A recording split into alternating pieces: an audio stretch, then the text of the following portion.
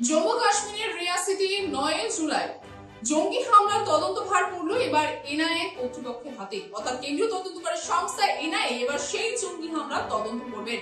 কার্যত কেন্দ্রীয় স্বরাষ্ট্রমন্ত্রী অমিত শাহের মন্ত্রকের তরফ থেকে কিন্তু এই বিষয়ে একটি ইতিমধ্যে নথি কিন্তু কার্যকর করা হয়েছে, নির্দেশিকা দেওয়া হয়েছে। যে নির্দেশিকায় স্পষ্ট ভাষায় বলা হয়েছে যে কেন্দ্রীয় তদন্তকারী সংস্থা এনআইএ এবার 9 জুনে রিয়াসিতে যে জঙ্গি হামলা হয়েছিল সেই হামলার কিন্তু তদন্তভার নিচ্ছেন এবং সেই হামলার তদন্ত কিন্তু এবার এনআইএ করবে।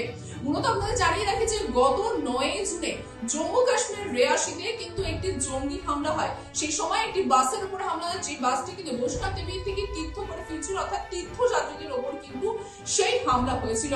এবং যেই হামলায় দেখা যাচ্ছে যে শিবখোলা থেকে কাটরার দিকে বাসটি এগোচ্ছিল এবং ঠিক সেই সময় কিন্তু দেখা যায় যে জঙ্গিদের গ্রেনেড এবং গুলি বর্ষণ পরে সেই বাসের তীর্থযাত্রীদের ওপর, যেখানে কিন্তু মূলত সেই স্থানে বলতে পারেন যে 9 জনা কিন্তু নিহত হন এবং 41 জনা কিন্তু সেই আক্রমণে আহত হয়েছেন।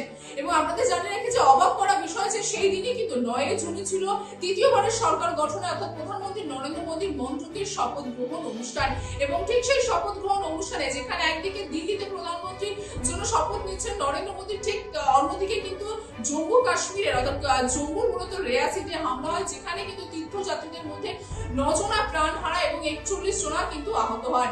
এবং আপনাদের জানিয়ে রাখি শুধুমাত্র যে রিয়াসিতে যে এই জঙ্গি হামলা হচ্ছে তা কিন্তু নয়, তৃতীয়বার সরকার গঠনের বেশ কিছু সময় আগে থেকে কিন্তু কাশ্মীরে যে সমস্ত সন্ত্রাসমূলক কার্যকলাপ তা কিন্তু অনেকটাই বেশি বৃদ্ধি পেয়ে যাচ্ছিল এবং অনেকটাই বৃদ্ধি পেয়েছিল।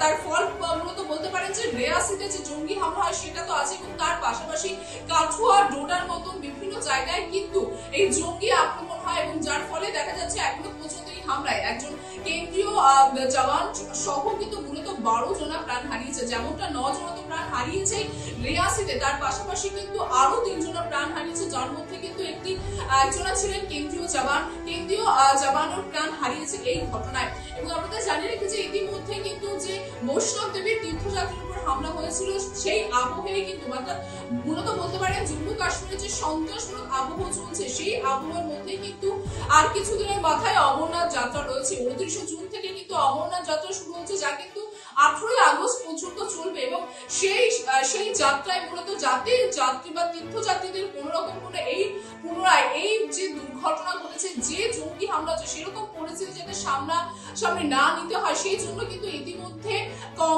যে সম্পূর্ণ কাশ্মীরে কিন্তু কড়া নিরাপত্তা জারি করা হয়েছে। এবং যার জন্য কিন্তু ইতিমধ্যে কিন্তু কাশ্মীরে যে জম্মু কাশ্মীরে মূলত যে রিয়াসিতে যে হামলা হয়েছে সেই রিয়াসির হামলায় কিন্তু ইতিমধ্যে তদন্তকারী দল এনআইএর উপরে কিন্তু ওই তদন্তের ভার তুলে দেওয়া হয়েছে, যার জন্য কিন্তু পুনরায় যেন ওই পরিস্থিতি আবার দেশবাসীর সামনে না আসে বা পুনরায় যেন আর সাধারণ যারা তীর্থযাত্রী আছে তাদের জন্য প্রাণ না হারাতে হয়, সেই জন্য কিন্তু এই ব্যবস্থা নেওয়া হয়েছে কেন্দ্র সরকারের তরফ থেকে। এবং সেদিকে কিন্তু নজর আমাদের থাকবে, কারণ ইতিমধ্যে যে ঘটনা আমরা বৈষ্ণব তীর্থযাত্রীরা ছিলেন, বৈষ্ণব তীর্থ করে তারা ফিরছিলেন, তাদের সঙ্গে যে ঘটনা হলো অমরনাথ যাত্রা আর কিছুদিনের অপেক্ষা 29 জুন থেকে অমরনাথ যাত্রা শুরু হচ্ছে, যেমনটা আপনাদের জানালাম।